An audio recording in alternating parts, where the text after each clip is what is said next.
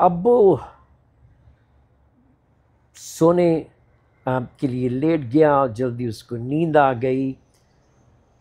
जब भालू वापस आए तो उन्होंने देखा कि किसी ने उनकी हलीम भी खा ली है और उनके जो ड्रिंक्स वगैरह थे वो भी पी लिए हैं।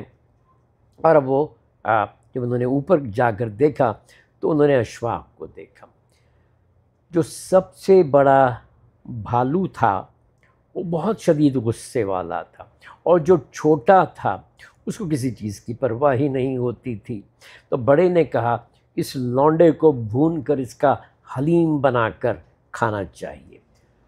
छोटे ने कहा, नहीं, इसको जाने दो। दरमियाने वाले ने जो हमेशा अच्छा, और इस पे इन दोनों की हमेशा जो इंतहा पसंद, इस तरह इंतहा होती थी, उस पर बड़े की, सबसे बड़े की सबसे छोटे की अक्सर तू तू मैं भी हो जाती थी।